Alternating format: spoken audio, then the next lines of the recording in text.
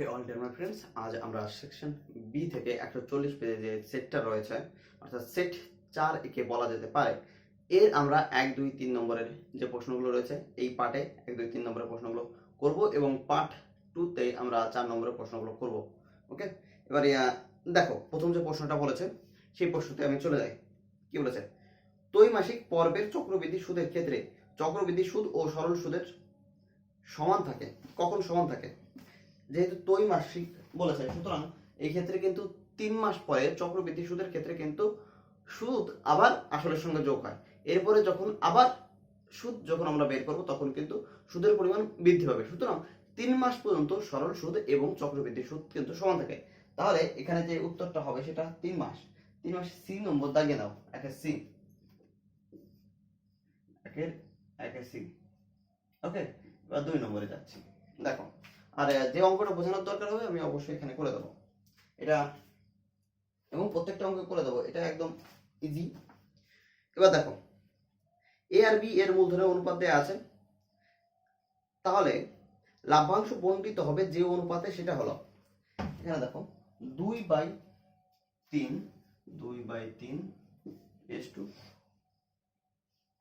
1/5 1/5। এখানে দেখো এর লসাগু কত? 3 আর 5 এর লসাগু কত? 15। তাহলে 15 দিয়ে উভয় পক্ষকে গুণ করে দেবো অনুপাতের, এই ধরনের অঙ্কগুলোকে। তাহলে এখানে কত পাচ্ছি? 5 5 গুণা 10 3, তাহলে 10:3। এখানে আমাদেরকে কি বলেছে দেখো, লাভ্যাংশ বণ্টিত হবে যে অনুপাতে, সেটি হলো, আমরা জানি মূলধনের অনুপাত যেটাই হয় সেটাই হয় আমাদের লাভ্যাংশের বন্টনের অনুপাত। তাহলে এই ক্ষেত্রে আমরা যেটা পেলাম এটা অপশনে রয়েছে, সুতরাং এটাই আমাদের অ্যান্সার। এবার হয়তো যদি আমাদের ভগ্নাংশ আকারে থাকতো তখন ওটা হতো, যদি এরকম থাকতো যে 20:6 এরকম থাকতেই পারতো, তাহলে এটা আমাদের উত্তর হতো। তাহলে এটা কত নম্বরে আছে? এ নম্বরে। তারপরটা চলে যাচ্ছে,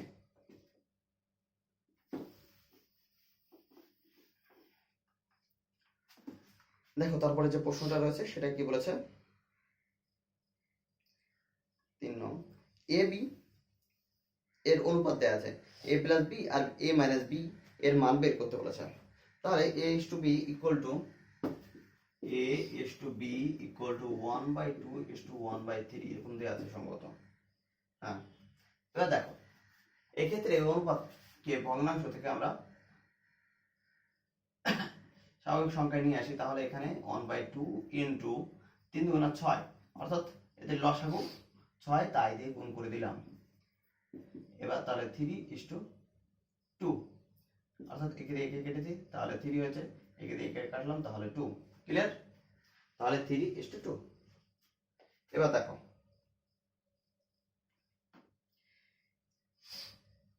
তাহলে এখান থেকে কিন্তু একটা জিনিস আমরা বলতে পারি, অতএব ধরি যদি আমাদের 2 নম্বরে আসে তাহলে আমাদের যেভাবে করতে হবে, ধরি a = 3 আর b = 3k আর b = 2k। ক্লিয়ার? এবার আমাদের যেটা বলেছে যে a প্লাস b এবং a মাইনাস b এদের অনুপাত বের করতে বলেছে। তাহলে এখান থেকে দেখো a এর মান আমরা কত পেয়েছি? 3k প্লাস b এর মান 2k is to a এর মান 3k মাইনাস b এর মান 2k। তাহলে এখানে কত পাচ্ছি? 5k is to এখানে পাচ্ছি k, তাহলে 5:1। ক্লিয়ার? 5:1 কত নম্বরে আছে? বি। চলো এবার পরের প্রশ্নতে যাব।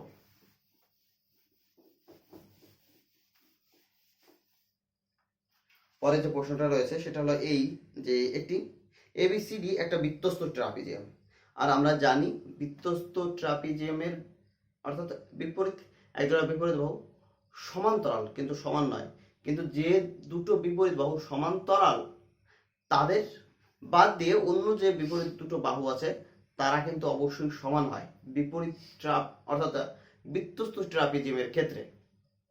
তাহলে আমি চিত্রটা একটু এঁকে দেখাই তোমাদেরকে। দেখো এটা হলো আমার একটা বৃত্ত হয়েছে। এবার দেখো ধরে নিলাম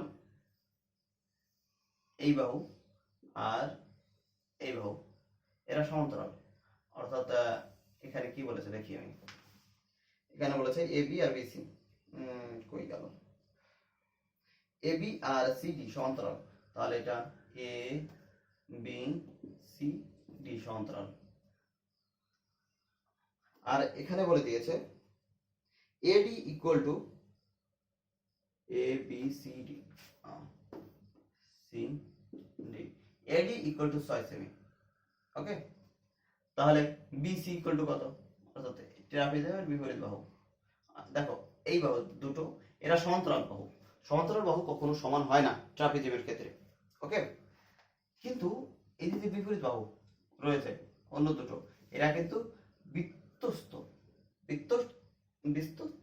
বৃত্তস্থ ট্রাপিজিয়ামের ক্ষেত্রে কিন্তু এটা সমান হবে, তাহলে এটা হবে 6 সেমি। ওকে, হয়তো উত্তরটা তোমাদের ভুল থাকতে পারে দেয়া এটা, তাহলে এটা হবে ডি নম্বর, না অসুবিধা নেই, ডি নম্বরই হবে।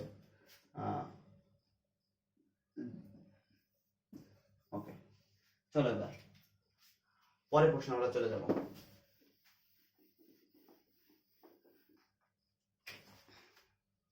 এবার পরে যে প্রশ্নটা রয়েছে, একটা রয়েছে 36 সেমি ও 25 সেমি ব্যাসার্ধ বিশিষ্ট দুইটি বৃত্ত পরস্পরকে বহির্ভাবে স্পর্শ করেছে, এদের সরল সাধারণ স্পর্শকের দৈর্ঘ্য কত? ওকে, 36 আর 25। তাহলে দেখো মোটামুটি এই একটা বৃত্ত আর মোটামুটি 36 আর 25, তাহলে এই আর একটা বৃত্ত।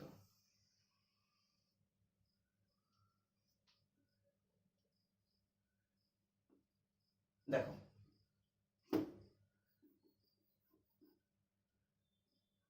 তাহলে এখান থেকে মোটামুটি করে এটা আর এই দুই কেন্দ্র যদি যোগ করি তাহলে এটা কত,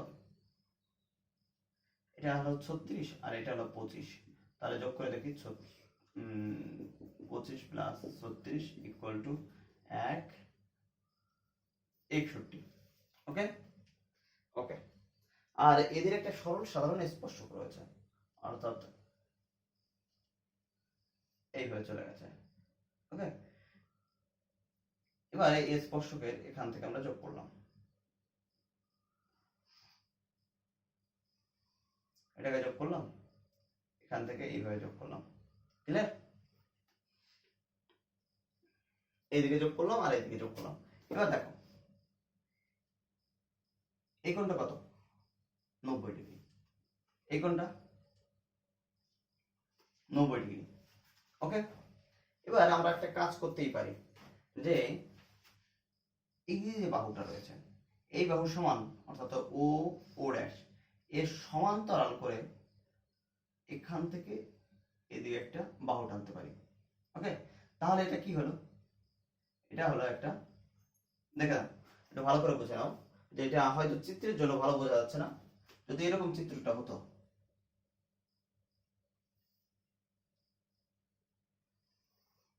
এই কোণটা 90 ডিগ্রি, এটা 90 ডিগ্রি। ওকে, আরেকটু করে দিচ্ছি, যদি এরকম হতো, তাহলে যদি এই বাহু সমান্তরাল কোনো সরলরেখা আমি টানতে চাইতাম, তাহলে এটাকে এভাবে আমাকে টানতে হতো। ক্লিয়ার? সমান্তরাল সরলরেখা, তাহলে এই বাহু আর এই বাহু কি হলো সমান, এটা কি হচ্ছে, এটা একটা সামান্তরিক হয়ে গেল, তাই তো? এই বাহু সমান, আর এই বাহু সমান্তরাল করে এখানে একটা সরলরেখা টেনেছি। ক্লিয়ার? তাহলে এটা একটা সামান্তরিক, তাহলে এটা যদি 36 সেমি হয় তাহলে এটাও 36। ক্লিয়ার? আর এটা যেহেতু 25 ছিল, এটা 25 ছিল, আর এখানে ছিল এই পুরোটা ছিল 36, ও সরি এটা ছিল তোমার 61, আর এটা ছিল তোমার পুরোটা 36 ছিল, তাহলে এই পুরোটাকে 36 বলে দিচ্ছি, আর এইটুক কত হবে, এটা হবে এখান থেকে এই পর্যন্ত 36 মাইনাস 25 ইকুয়াল টু, এটা থাকছে তোমার 11। তাহলে এই যে ছোট্ট একটা অংশ সেটা হচ্ছে 11। ক্লিয়ার? এবার দেখো এই চিত্রটা, এই ভিতরের চিত্রটা এখানে দেখো, তাহলে এটা 90 ডিগ্রি, 90 ডিগ্রি এটা অতিভুজ। এই একটা বাহু পেয়ে গেছি, আর এই বাহুটা আমার দরকার। তাহলে আমি এখান থেকে বলতে পারি কি, যে অতিভুজ তার স্কোয়ার মাইনাস অফ ভূমি তার স্কোয়ার, তার যদি আমি রুট করে দিই তাহলে আমি পাবো কি, লম্ব। সেই লম্ব কোনটা, এটা। অর্থাৎ এই সাধারণ যে স্পর্শকেটা যদি পি কিউ আমি নামকরণ করি, তাহলে পি কিউ এর দৈর্ঘ্যটা কিন্তু পাচ্ছি। তাহলে এদেরকে একটু হিসাব করে নিই আমি।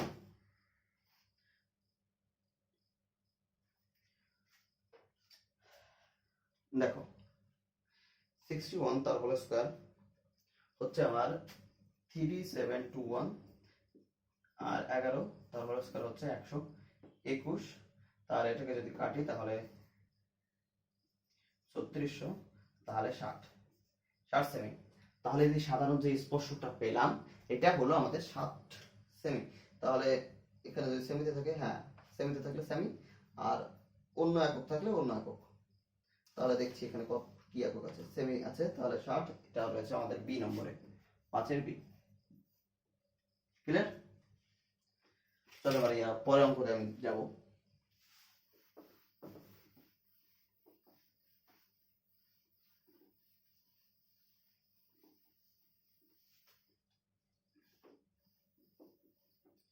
পরে যে অঙ্কটা রয়েছে একটু দেখো, খেয়াল করো। কি বলেছে, একটা শঙ্কুর উচ্চতা অপরিবর্তিত রেখে ব্যাসার্ধ 20% বাড়ানো হলো, তাহলে আয়তন কত বৃদ্ধি পাবে? ওকে, প্রথমে আমরা ধরি, 6-এর যে প্রশ্নটা রয়েছে, ধরি আমরা শঙ্কুর শঙ্কুর ব্যাসার্ধ ইকুয়াল টু আর একক, তাহলে এর আয়তন কত হবে? অতএব শঙ্কুর আয়তন ইকুয়াল টু, এটা পাচ্ছি কত, 1/3 পাই আর স্কোয়ার এইচ, এত ঘন একক। ক্লিয়ার? 20% বৃদ্ধিতে তোমার ব্যাসার্ধ কত হচ্ছে? ব্যাসার্ধ ইকুয়াল টু আর প্লাস, অর্থাৎ আর প্রথমে ছিল, এবার আর এর 20% বৃদ্ধি পেয়েছে, অর্থাৎ 20/100। তাহলে এটা কাটো, তাহলে 5, তাহলে আর প্লাস আর বাই 5, 5 আর 1 6, তাহলে 6r/5। তাহলে এদের এবার আয়তন কত হচ্ছে? অতএব আয়তন বা ঘনফল ইকুয়াল টু 1/3 পাই 6r/5 তার হোল স্কয়ার ইনটু এইচ, তাহলে 1/3 পাই 6 6 36, আর 5 5 25, একটু ওই পাশে লিখছি আমি।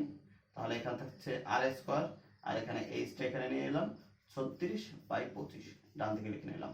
এবার কি বলেছে দেখো, শতকরা কত বৃদ্ধি পেয়েছে, তাই তো? শতকরা ক্ষেত্রফল কত বৃদ্ধি পেয়েছে এখানে দেখো। তাহলে এখানে বৃদ্ধি কত পেয়েছে? বৃদ্ধি ইকুয়াল টু, এখানে 1/3 পাই আর স্কয়ার এইচ 36/25, এর থেকে আমরা বাদ দিয়ে দেব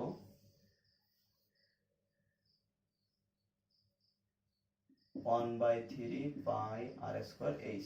ওকে, তাহলে 1/3 পাই আর স্কয়ার এইচটা আমি কমন নিলাম, তাহলে 36/25 মাইনাস অফ 1, তাহলে এখানে কত পাচ্ছি, 1/3 পাই আর স্কয়ার এইচ, এখানে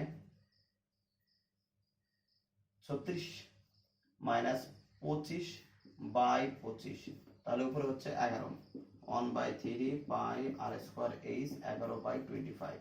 ওকে, এবার দেখো তাহলে শতকরা কত বৃদ্ধি পেয়েছে? শতকরা বৃদ্ধি equal to 1/3 pi r square H. এটা আমার প্রথমে ছিল, এর মধ্যে কত বৃদ্ধি পেয়েছে? এইটা বৃদ্ধি পেয়েছে, তাহলে 1/3 pi r square H 11/25 into 100।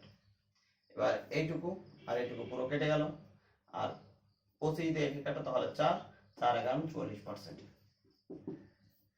Clear? এটা আমার উত্তর কত নম্বরে রয়েছে? এ তে রয়েছে। অঙ্কটা আরেকবার একটু দেখে নেবে।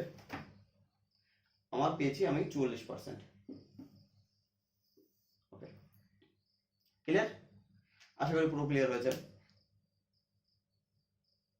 এই অঙ্কটা যখন তুমি করবে তখন কিন্তু অবশ্যই শর্টে করবে, কারণ এই সবকিছু লিখবে না তুমি, কিন্তু তখন সবকিছু লিখবে না, তখন শুধুমাত্র এটা ধরবে যে আমি বলে দিচ্ছি যে কি করবে। সেখানে যে আমার একটা ব্যাসার্ধ দিয়েছে আর, তাহলে এর আয়তন 1/3 পাই আর স্কয়ার এইচ, আরটা যেহেতু বৃদ্ধি পেয়েছে 20%, তাহলে আর প্লাস আর এর 20%, তাহলে 20/100, তাহলে এখানে 5 আর 6, তাহলে 6r/5। দেখো তাহলে এর আয়তন কত পাচ্ছি? 1/3 পাই আর স্কয়ার এইচ 36/25। তাহলে এটা থেকে যদি এটা বাদ দিয়ে দিই, সরাসরি বাদ দিয়ে দেবে, -1/3 পাই আর স্কয়ার এইচ যদি বাদ দিয়ে দিই, তাহলে একটু কমন চলে যাবে, 1/3 পাই আর স্কয়ার এইচ, এখানে 36/25 -1, তাহলে এখানে থাকছে 11। তাহলে শতকরা কত বৃদ্ধি পাচ্ছে? এখানে পাচ্ছি কত? 1/3 পাই আর স্কয়ার এইচ 11/25। তাহলে শতকরা কত বৃদ্ধি পাচ্ছে? তাহলে শতকরা বৃদ্ধি পাচ্ছে আমার কতর মধ্যে? 1/3 পাই আর স্কয়ার এইচ এর মধ্যে বৃদ্ধি পেয়েছে 1/3 pi r square H 11/25 into 100। Clear? একটা জিনিস চলে এসছে শতকরা বৃদ্ধিতে, তাহলে এখান থেকে উত্তর আসবে 44%। তাহলে এটা এক নিমিষে হয়ে যাবে। যারা বুঝতে পারেনি তাদের জন্য আগেরটা, আর যারা আগেরটা বুঝে ফেলেছো তাদের জন্য আবার বুঝিয়ে দিলাম।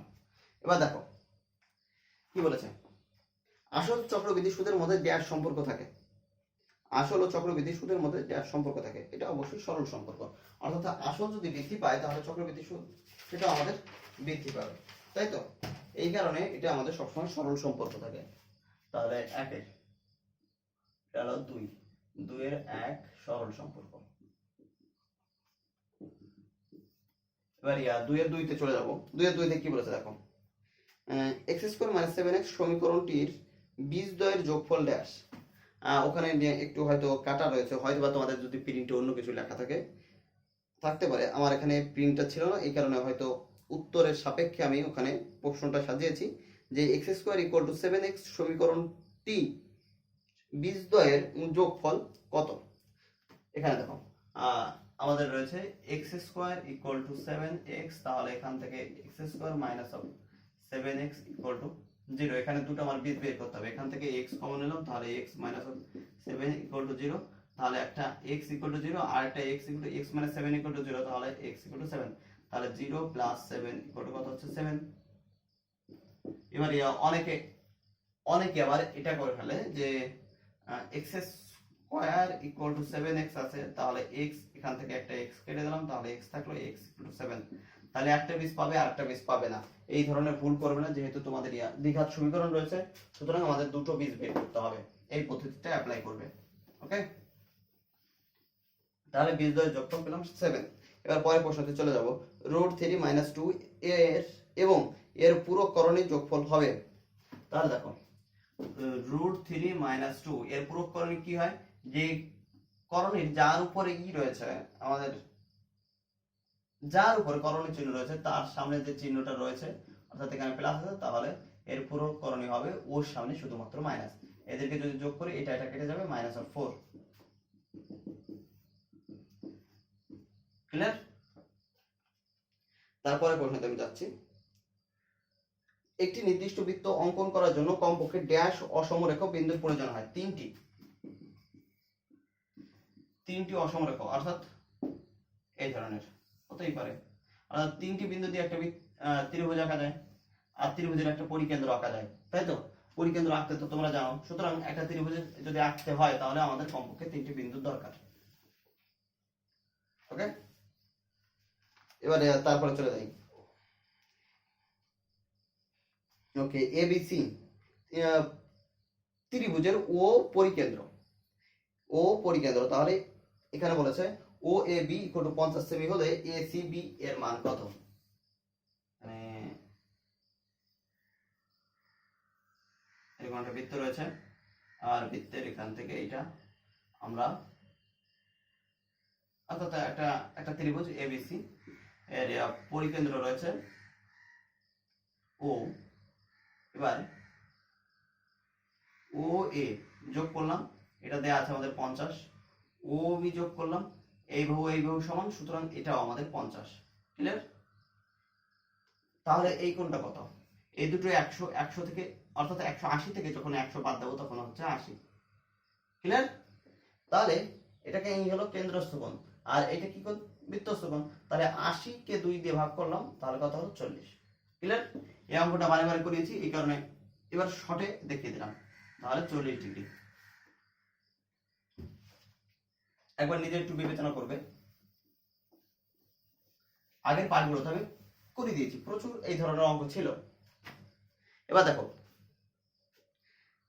এই অঙ্কটাই হয়তো আগের কোনো একটা পাঠে ছিল, যারা দেখেছো তারা তো বুঝতে পেরেছো, এই কারণে আমি শর্টে করে দিলাম একটি।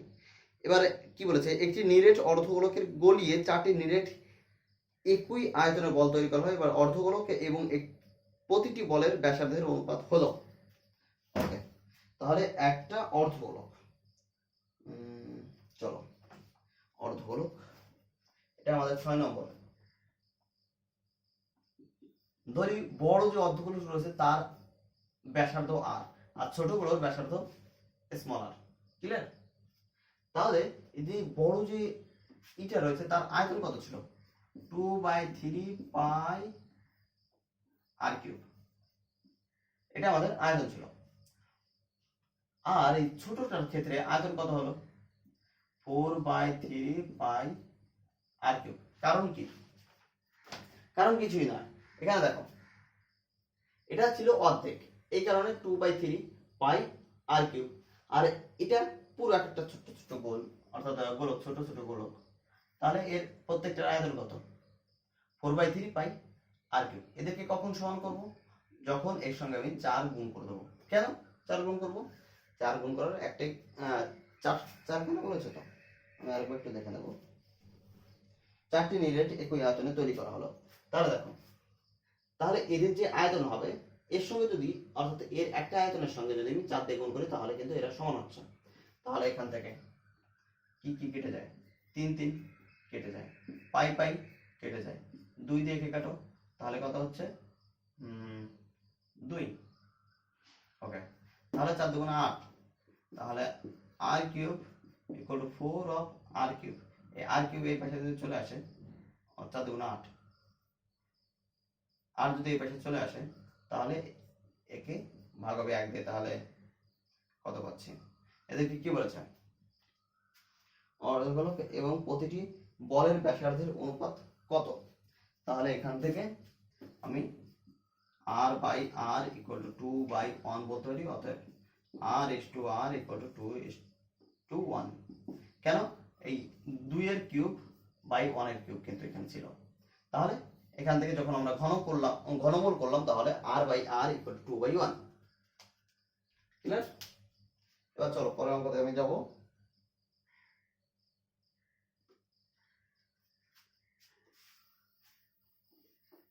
তাহলে উত্তরটা লিখে নাও। 6 নম্বরে 2:1। এবার আমরা সত্য মিথ্যায় যাব।